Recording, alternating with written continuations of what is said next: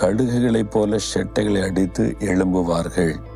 அவர்கள் ஓடினாலும் இளைப்படையார்கள், நடந்தாலும் சோர்ந்து போக மாட்டாங்க. அதாவது கழுகை போல பலனடைந்து எழும்புவது. கழுகு வயசான காலம் வந்துட்டுன்னா அவனுடைய ரெக்கெல்லாம் பலவீனப்பட்டுருமா. அப்புறம் அதனுடைய அழகு, அதெல்லாம் ரொம்ப கூர்மையரை கவு எடுப்பது, அதெல்லாம் பலவீனப்பட்டுருமா. இப்போ நகங்கள் எல்லாம் அப்படியே வயசாட்சியில் பலவீனப்பட்டுரும்.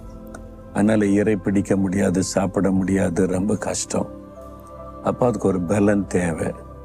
அதுக்கு என்ன செய்யுமா, உயரமான மலையில் போய் அமர்ந்து கொண்டு தன்னுடைய முடியெல்லாம் உதிர பண்ணி தன்னுடைய அலகை பாறையில் அடித்து உடைச்சிரும், நகங்களை அடித்து உடைச்சிரும், எல்லாத்தையும் பழசெல்லாம் கழட்டி போட்டுட்டு காத்திருக்கமா. அப்போ அது முடியெல்லாம் உதிர்ந்து மொட்டை ஆயிருமா, மொட்டை கழுகு. அப்போ அப்படியே அமர்ந்திருக்கும். திரும்ப முடி முளைக்கும், திரும்ப நகம் முளைக்கும், திரும்ப அந்த அழகு கூர்மையாக திரும்ப உருவாகும், புதுசாயிரும். அப்போ மறுபடியும் அது ஒரு இளமையோட புது பலத்தோட செட்டைகளை அடித்து அப்படியே எழும்புமா. அதனால தான் ஆண்டோடைய வார்த்தை சொல்லுது, நீங்களும் கழுகுகளைப் போல புது பலன் அடைந்து செட்டைகளை அடித்து எழும்பணும். அதுக்கு என்ன வழி? கர்த்தருக்கு காத்திருக்கணும். எப்படி கழுகு தன்னை தனிமைப்படுத்தி கொண்டு உயரமான ஒரு இடத்துல போய் அமர்ந்து அவர் காத்திருக்கிறதோ, ஒன்னா பழைய காரியெல்லாம் உதிர்த்து புதுசு வருவதற்கு காத்திருக்கிறதோ, அதே மாதிரி நாம் கர்த்தருடைய பாதத்தில் காத்திருக்கணும். நம்மை தனிமைப்படுத்தி கொண்டு ஆண்டவரோடு உட்கார்ந்து பேசுவதற்கு. அப்போ வேண்டாத காரியத்தெல்லாம் உதிர பண்ணுகிற தேவன் அவர்.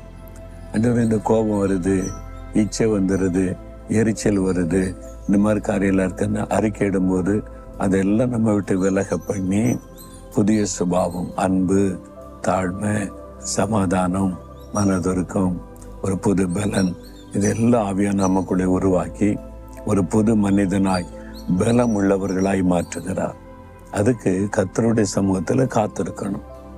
காத்திருக்கிறவங்க தான் புது பலன் அடைய முடியும். அப்போ பழைய பலவீனம் நீங்கி புது பலன். இன்னைக்கு உங்களுக்கு ஒரு பலன் தேவை. நீங்கள் பலவீனப்பட்டிருக்கிற உணர்றீங்களா? சரீரத்தில் இல்லை, உங்களுடைய ஆவிக்குரிய வாழ்க்கையில் பலவீனமாக இருக்கிறீங்க. முன்னால மாதிரி ஜெபிக்க முடியல, முன்னால மாதிரி வசனத்தை தியானிக்க முடியல, முன்னால மாதிரி ஊழியம் செய்யலை, முன்னால மாதிரி சர்ச்சுக்கு ஆவலோடு போகிறதில்லை. இப்போ கடமைக்காக, பேருக்காக, வேண்ட வெறுப்போட மாற்றம் தெரியுதில்ல, பலவீனப்பட்டுட்டீங்க. ஆவிக்குரிய வாழ்க்கையில் புது பலன் அடையணும். அதுக்கு தான் கர்த்தருடைய சமூகத்தில் காத்திருக்கணும். நம்ம தினமும் அதிகாலையில் காத்திருந்து ஜெபித்த பலன் அடைஞ்சிட்டா அப்படி போய்கொண்டே இருக்கலாம். நீங்கள் அதெல்லாம் விட்டு பலவீனப்பட்டுட்டீங்கன்னா ஏதாவது ஒரு நாள் முழுவதும் ஆண்டவருக்காய் ஒதுக்கி காத்திருங்க.